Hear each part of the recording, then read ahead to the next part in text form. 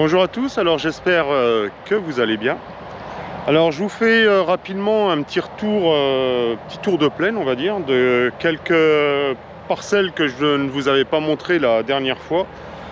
Notamment mon blé semé mi-novembre. Alors en direct pur celui-là. Vous voyez dans la parcelle qui était en luzerne il y a 2 ans. Donc là c'était un blé sur blé. Donc voici, il est au stade une feuille. Donc variété Campesino, semée à 450 grains par mètre carré. Avec les pointes winch de chez Metcalf. Donc les pointes larges. Donc vous voyez, on distingue encore bien les anciens sillons de blé. Et on s'aperçoit que la luzerne était bien présente. Elle était même en graines. Donc elle va certainement se ressemer. Et puis on verra bien, on verra bien à la fin ce que ça donne. Alors j'ai pris, pas beaucoup parce que je ne pouvais pas descendre du tracteur, j'ai pris quelques petites vidéos quand même du semis et puis avant le semis pour vous montrer comment c'était, comment était la luzerne au moment où j'ai détruit l'ensemble de la parcelle, on va dire. Bon voilà, la parcelle vous commencez à la connaître. Alors normalement j'aurais dû semer cette parcelle beaucoup plus tôt. Et puis en fin de compte c'est une parcelle où j'ai des petits soucis de résistance en vulpin. Et un des moyens que l'on a pour limiter la pression des vulpins, c'est de semer le plus tard possible. Et comme c'était un blé sur blé, je me suis dit je vais choisir une variété qui passe très bien en blé sur blé, qui n'a pas un potentiel extraordinaire, mais qui passe très bien en blé sur blé. Et en le semant mi-octobre, je pense que j'ai limité énormément la quantité de vulpins. Donc voilà, on verra au printemps, une fois que tout sera bien développé, on distinguera bien tout. Et je pense que ça a l'air de marcher, quoi. Donc je vous remontre. Donc vous voyez, on voit encore quelques petits pieds de luzerne qui sont présents, que je maîtriserai comme j'ai fait l'année dernière avec un sulfolinuré, certainement de l'allier. Et puis le blé, c'est vrai qu'il est pas vilain. Et évidemment, comme les débris sont restés en surface, vous voyez, ça se carbone pas mal.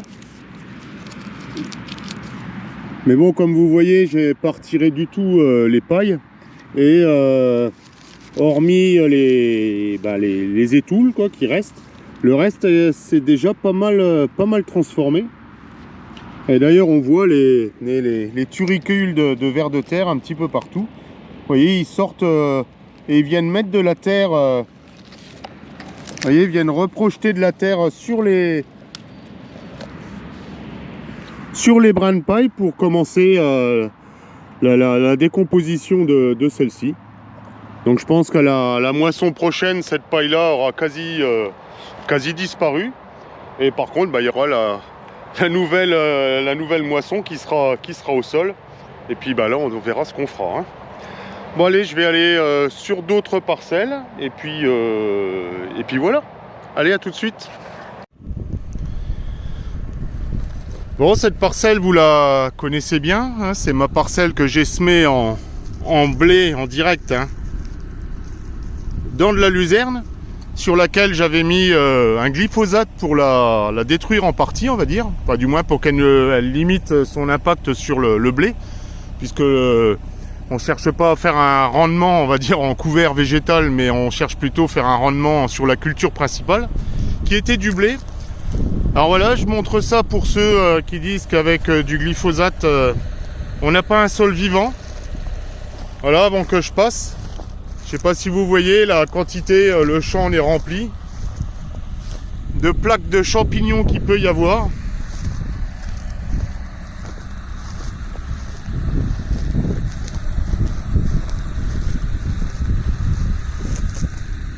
Vous voyez, ça sort un peu partout, et puis là des anciens, des nouveaux.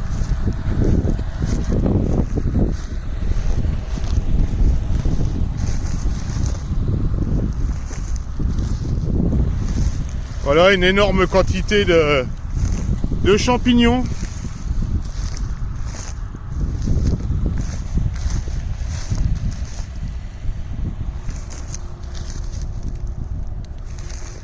Bon voilà, c'est tout, hein. À ceux qui disent que le glyphosate ne donne pas un sol vivant et qu'il n'y a plus rien qui pousse, ben, il faudra qu'ils m'expliquent. Voilà. J'avais coupé la vidéo, voilà, il faudra qu'ils m'expliquent, hein, est-ce qu'ils se basent sur des réflexions Facebook et qu'ils n'ont jamais sorti leurs fesses de leur siège. Enfin, moi voilà, je suis tous les jours sur le terrain comme beaucoup d'autres. Et voilà ce que ça donne. Donc j'attends les explications, merci à tous. Bien voilà, un autre endroit dans la parcelle. Enfin, faut pas avancer beaucoup pour les trouver. Alors s'il y en a qui connaissent, bah, vous me direz le nom de tous ces champignons. Bien que ça doit pas être facile sur une vidéo. Mais bon, je sais qu'il y a des connaisseurs du premier coup d'œil, ils les repèrent.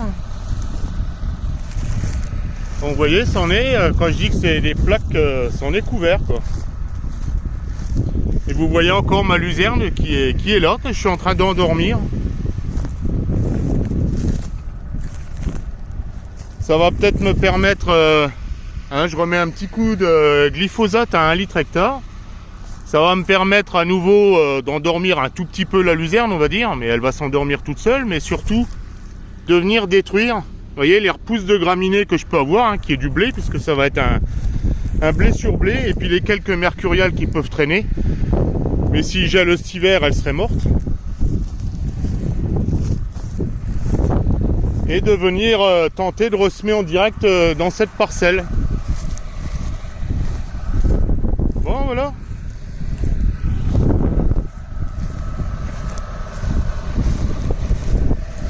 Bon, il y en a qui font une belle taille quand même, hein. Ça fait 12-15 cm de diamètre.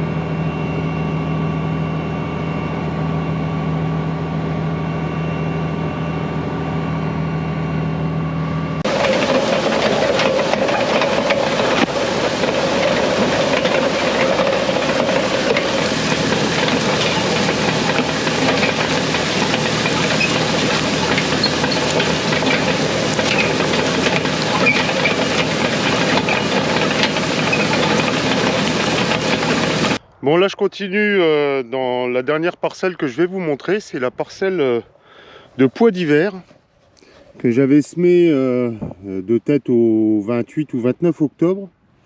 Donc vous voyez, ils étaient bien levés, ils commençaient à bien pousser, mais on commence à voir très sérieusement des morsures. Vous voyez même des têtes de coupées là.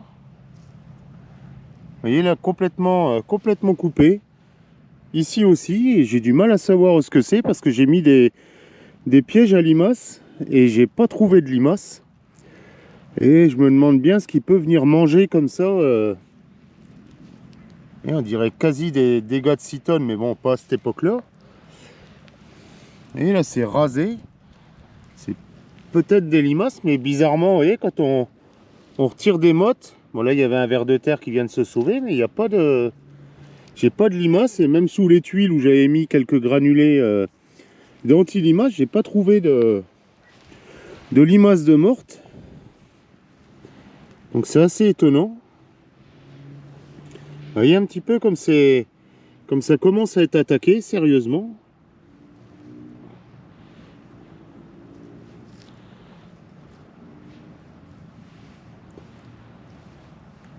Bon, on a quand même passé quelques petites périodes là, moins 8, moins 9 à peu près, il a fait.